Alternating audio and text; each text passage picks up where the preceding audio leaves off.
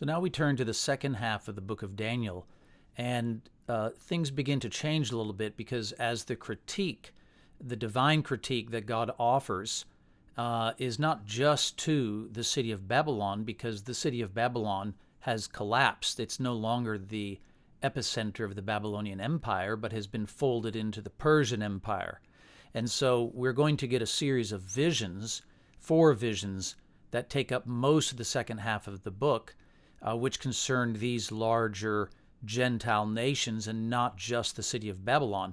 Instead, the focus will turn in the second half of the book to the city of Jerusalem, right? The first half of the book focuses on the city of Babylon.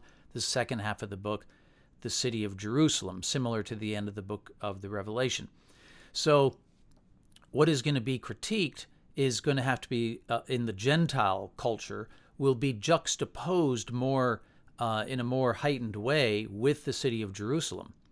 And so we'll be talking about the critique of Gentile nations and the features of their cultures and so on, but in light of the contrast it presents, the vivid contrast with the worldview, the outlook, the values of the city of Jerusalem.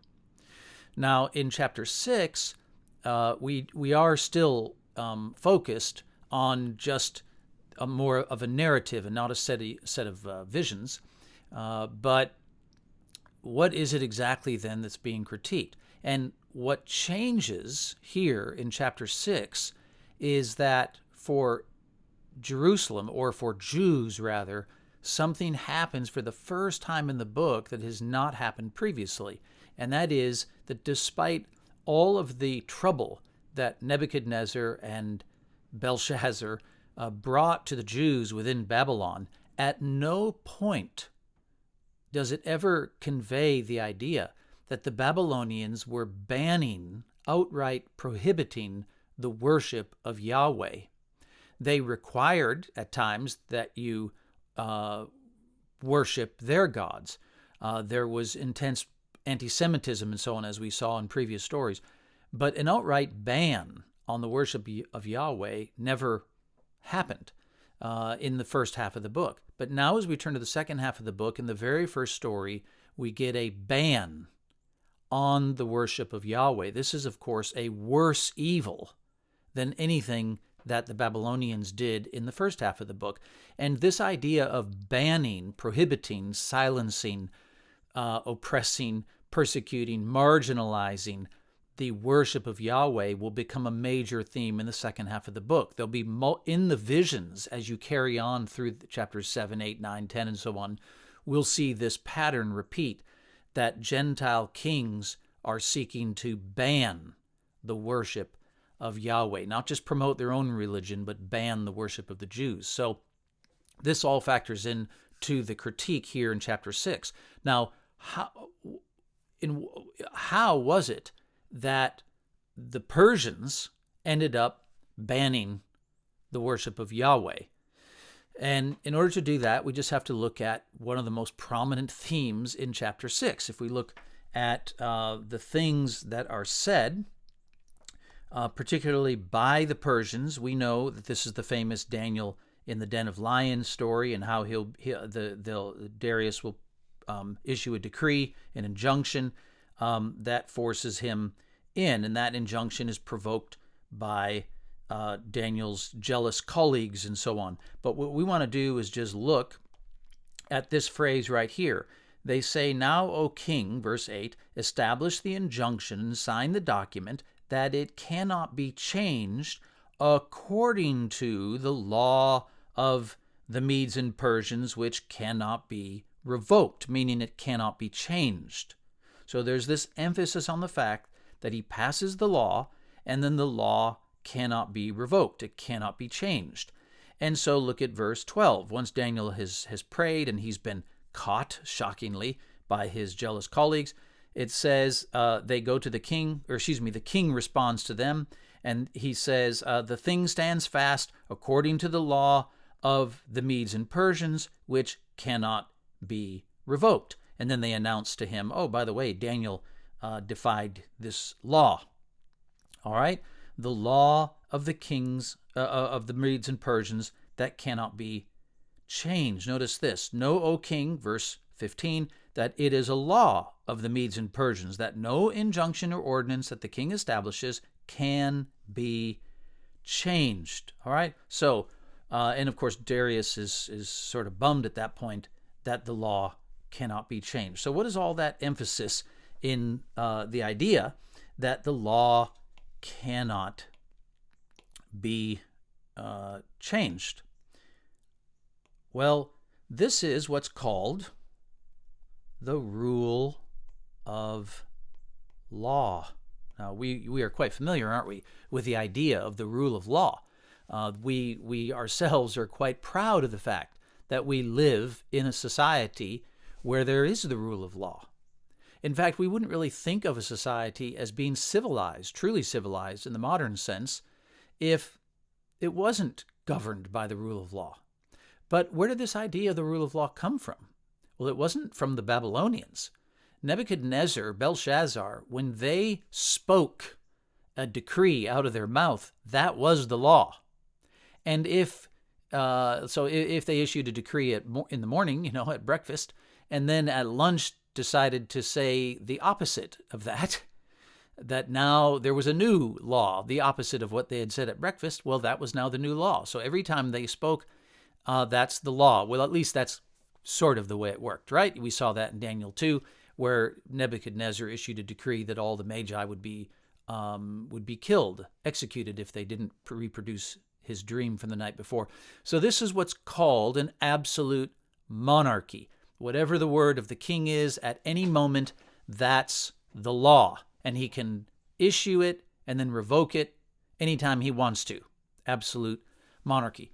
When you get to the Persians, the next Gentile empire, they did not see this idea of absolute monarchy as a very effective way to establish power across time, because individual kings were very capricious sometimes, some very evil, and it just wasn't healthy to have this kind of volatility in the basic governance and the basic laws of the land. So the Persians had an innovation. They're the first nation in history that we know of to establish what's called the rule of law, so that when the king issues a decree, that decree cannot be changed, revoked, or altered until the time frame assigned to that law expires. And what that meant was that even the king himself was now subject to the law. You see, he could not change it, not even the king, even though he's king. And the reason for that is because his authority is no longer absolute. The law has absolute authority. And that, of course, adds a whole cautiousness to the role of a king. When he does make a law, he needs to be very guarded, very careful, or he's supposed to be anyway, more cautious, because he is now subject to that law. Okay, so this is this brilliant innovation to remove the volatility and the capriciousness out of governing a society and forcing people who make the laws to themselves be subject to the laws for a duration of time. And that means they're going to be more wise in the way they create laws, or does it? So the obvious goal of this was to create a more just and more equitable society. And so its goal is to transform the society and to make people more just over time, right? The goal was to create a more just society and to solve, or at least try to help to solve, the root problem of evil. How to transform people and make the society more just. In this case, particularly the king, and then the laws and how they affected the society. And in this way, we can see right away that this story, don't worry, we'll come back to what's being critiqued exactly.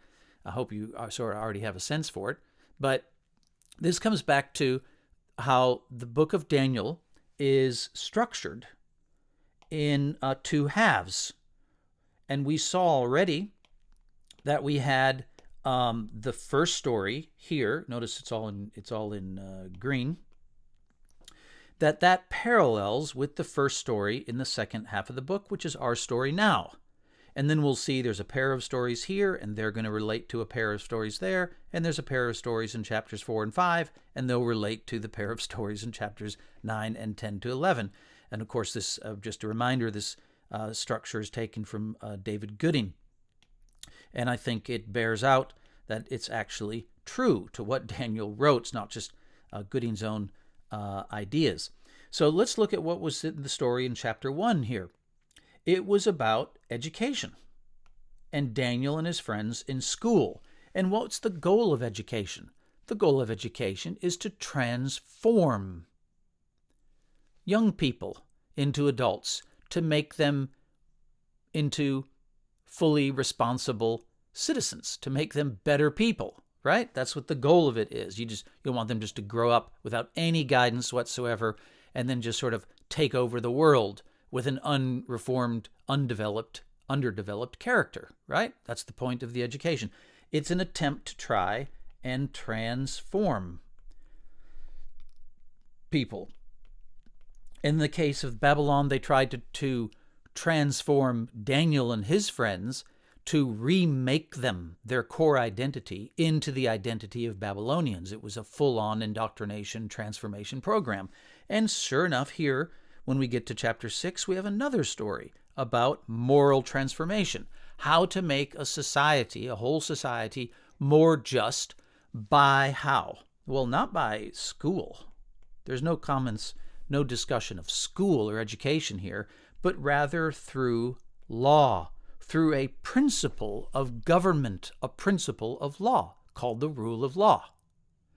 So some people think that if you just get the right recipe for a principle of governance, for a principle of law, then you will sort of automatically, it's like a mathematical formula or a recipe, it will automatically result in a more just society. And generally speaking, the Persians were sort of right, that most of us still today will view a society ruled by law, if they follow the principle of the rule of law, will generally be a more civilized society. But does it always automatically, as a kind of formula or a recipe, always result in a more just society? Well, that's what the critique is here in chapter 6, right? The critique is, does this actually work?